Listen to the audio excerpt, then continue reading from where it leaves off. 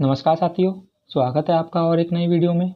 आज हम बात करने वाले हैं कुछ और नई भर्तियों के बारे में जो एनसीआर नॉर्थ सेंट्रल रेलवे की तरफ से आरआरसी रेलवे रिक्रूटमेंट सेल ने कुछ भर्तियां निकाली हैं। जी हाँ दोस्तों, अगर आप में से कोई भी इंडियन रेलवे में जुड़ना चाहता है, उस काम करना चाहता है, तो उनके लिए एक बहुत अच्छी अपॉर्चुनिटी हो सकती है।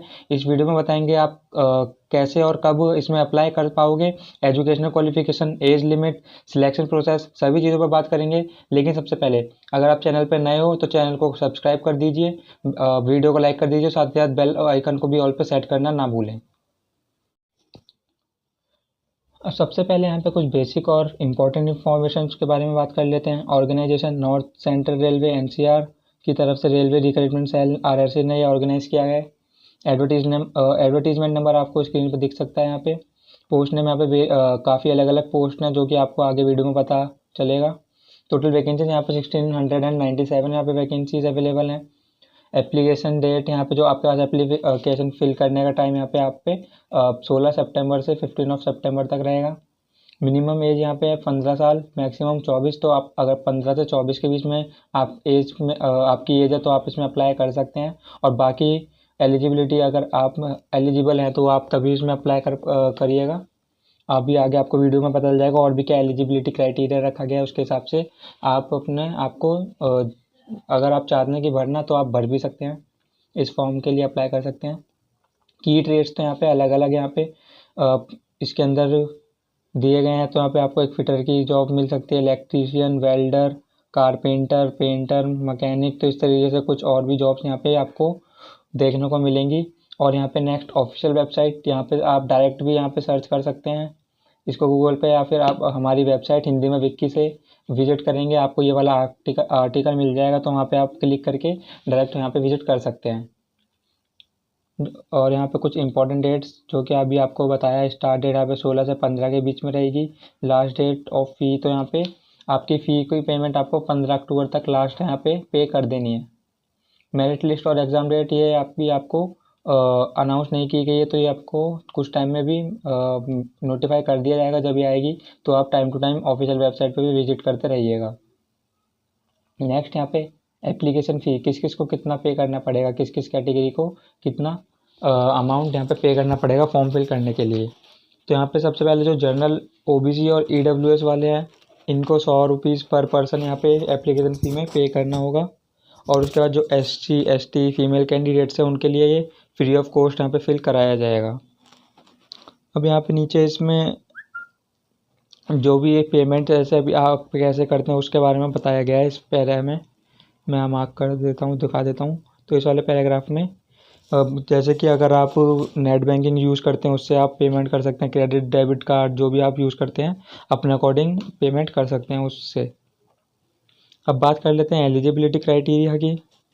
तो यहाँ पे सबसे पहले एजुकेशनल क्वालिफिकेशन, तो आपको क्लास 10th में मिनिमम 50% ऑफ मार्क्स होनी चाहिए और किसी भी एक रिकॉग्नाइज्ड पोस्ट से आपके स्कूल होना चाहिए, आपकी 10th क्लास कंप्लीट होनी चाहिए।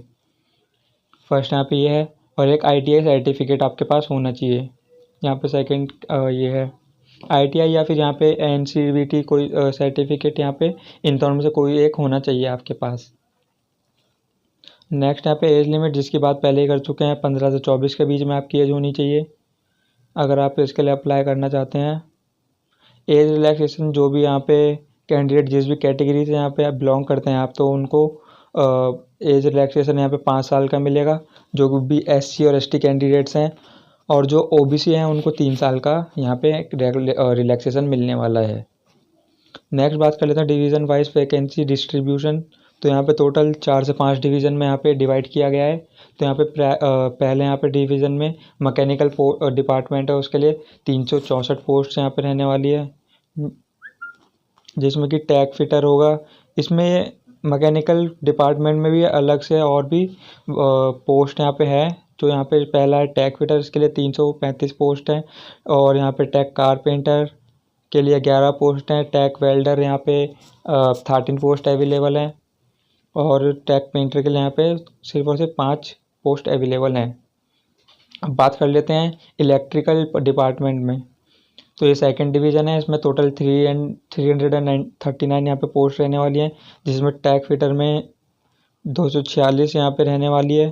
टैग कारपेंटर में 5, इसमें 9, आप बाकी आगे 8 है। फिर tag crane, tag armature vendor में यहाँ पे 47 पोस्ट हैं। टैग मैकेनिस्ट यहाँ पे 15 पोस्ट है। टैग पेंटर यहाँ पे 7 पोस्ट हैं। और टैग इलेक्ट्रीशियन यहाँ पे सिर्फ और सिर्फ 2 पोस्ट हैं। तो यहाँ पे आगे झांसी डिवीज़न में यहाँ पे टोटल 497 पोस्ट यहाँ पे अवेलेबल हैं, जिसमें कि फिटर के लिए 229, इलेक्ट्रीशियन 123, ऐसे यहाँ पे 58, यहाँ पे मैकेनिक डीजल, पेंटर के लिए 4, कारपेंटर 7, ब्लैक स्मिथ यहाँ पे 4 रहने वाला है, वेल्डर 14, टर्नर यहाँ पे 3, मैकेनिस्ट यहाँ पे 4 और कंप्यूटर ऑपरेटर यहाँ पे 51 पोस्ट रहने वाली है। अब झांसी वर्कशॉप यहाँ पे टोटल 183 पोस्ट यहाँ पे अवेलेबल हैं, जिसमें कि fitter, machinist, welder, painter, electrician सबकी पोस्ट आपको यहाँ पे देख सकते हैं।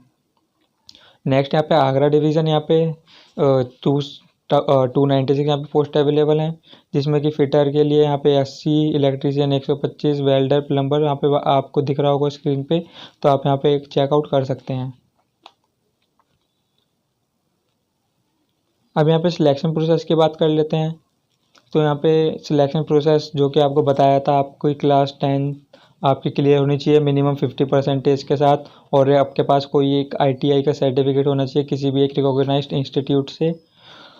और यहाँ पे बताया हुआ है कि यहाँ पे कोई रिटर्न एग्ज़ाम नहीं होगा और कोई इंटरव्यू वगैरह यहाँ पे नहीं होगा। और आगे यहाँ पे लिखा है कि which makes a straightforward process for those who meet the requirement qualification. तो अगर आप इन सारी क्वालिफिकेशंस को मीट करते हो तो यहाँ पे आप डायरेक्ट जॉब इनसे आपको करने का मौका मिल सकता है। यहाँ पे आपका कोई रिटर्न एग्ज़ाम या फिर इंटरव्यू वगैरह नहीं होगा।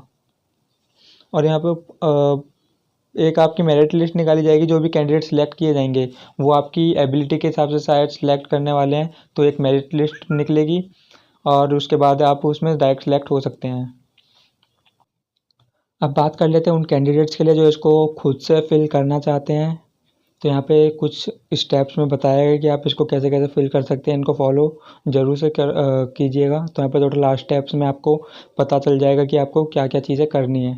सबसे पहले आपको ऑफिशियल वेबसाइट पे विजिट करना है, जिसका लिंक मैंने आपको बता दिया। आप हमारी वेबसाइट हिंदी में विकी पे विजिट करके यहाँ से डायरेक्ट वहाँ पे विजिट कर सकते हैं। सेकंड यहाँ पे रीड दी नोटिफिकेशन, तो आपको नोटिफिकेशन पढ़ लेना है, एलिजिबिलिटी क्राइटेरिया क्या है, वैकेंसी डिटेल्स और कुछ और जो इम्पोर्टेंट इंस्ट्रक्शंस दिए गए हैं आप उनको एक बार अच्छे से पढ़ लीजिएगा। और उसके बाद अगर आपको लगता है कि आप सारे क्राइटेरियाज को मीट कर रहे हैं, आप उन सबको सारा क्राइटेरिया आपका पास हो रहा है, तो आप आगे इसमें यहाँ पे थर्ड है कि कुछ डॉक्यूमेंट्स वगैरह इसमें लगेंगे, तो आपको उनको सबको फिल कर लेना है। और उसके बाद वहाँ पे ऑप्शन आएगा वहाँ पे रजिस्टर करने का, उसमें ये सब डॉक्यूमेंट्स वहाँ पे मांगे जाएंगे, जैसे कि आपकी क्लास 10th की मार्कशीट हो गई, ITI या फिर NCVT का सर्टिफिकेट, आपका आइडेंटिटी प्रूफ जैसे आधार कार्ड हो गया फिर पैन कार्ड हो गया, एड्रेस का प्रूफ यहाँ पे आपसे मांगा जाएगा, recent passport size photograph, signature. तो आप जो भी डॉक्यूमेंट्स इनके फ़ोटो क्लिक करके वहाँ पे आप अपलोड कर सकते हैं। नेक्स्ट यहाँ पे एप्लीकेशन फॉर्म, तो यहाँ पे उसके बाद आप अपलोड करने के बाद एप्लीकेशन फॉर्म फिल कर सकते हैं। इसमें आपसे आपकी कुछ बेसिक इन्फॉर्मेशन पूछी जाएगी, पर्सनल डिटेल हो गया, जैसे कि आपका नेम, क्लास वगैरह, जो अपनी क्वालिफिकेशन वहाँ से आपकी पूछी जाएंगी, और आपके ट्रेड प्रेफरेंसेस आपसे पूछे जाएंगे। अपलोड डॉक्यूमेंट, फिर उसके बाद आपको जो डॉक्यूमेंट आपने जो बताया था यहाँ पे अभी आपको, जैसे ये कुछ डॉक्यूमेंट्स यहाँ पे बताए हैं, तो इन सबको मैंने आपको पहले ही बता दिया, फिर आपको ये फॉर्म फिल करने के बाद अपलोड करने हैं। अब उसके बाद आपको पेमेंट कर देनी है, जिस जो भी आपकी पेमेंट बनती है। अगर आपकी जहाँ पे 100 रुपीज़ था जनरल और OBC वालों के लिए, तो आपको 100 रुपये पे कर देने हैं। सॉरी, जनरल और EWS वालों के लिए 100 रुपीज़ था, तो जो भी जनरल और EWS वाली कैटेगरी से बिलोंग करते हैं तो फ़ी पे कर आप अपनी फ़ी पे कर देना। आपको जिससे भी ठीक लगे, डेबिट कार्ड, क्रेडिट कार्ड, जो भी आपको बेटर लगे आप उससे कर सकते हैं। उसके बाद आपको जो भी जैसे भी आप अपना एप्लीकेशन फॉर्म फिल कर लेते हैं पूरा, तो आपको एक बार अच्छे से चेक कर लेना है कि आपने कुछ स्पेलिंग मिस्टेक या फिर कोई और एरर तो नहीं कर रखा, तो आप उसको एक बार वेरीफाई कर लीजिएगा, फिर उसके बाद ही सबमिट कीजिएगा। फिर उसके बाद आपको जो भी वहाँ पे आप सबमिट कर देंगे अपना फॉर्म, तो उसके बाद आपको एक प्रिंट आउट वहाँ पे निकाल के रख लेना है फ्यूचर रेफरेंस के लिए, ताकि वहाँ पे आपके पास एक प्रूफ रहे कि आपने एक फॉर्म फिल किया हुआ है। अब यहाँ पे कुछ बेनिफिट्स दिए गए हैं जो कि आपको देख सकते हैं। आप हमारी वेबसाइट पे आके विजिट करके इनको अच्छे से पढ़ सकते हैं। आपको पता चल जाएगा कि आपको इनसे क्या क्या बेनिफिट्स मिल सकते हैं, और अगर आप इसमें मेहनत करते हैं तो आप अपना एक बेटर फ्यूचर भी सिक्योर कर सकते हैं। तो आज की वीडियो में सिर्फ इतना ही। धन्यवाद। और अगर आपको वीडियो अच्छी लगी हो तो लाइक ज़रूर से करना, चैनल को सब्सक्राइब करना मत भूलिएगा। तो मिलते हैं अगली वीडियो में।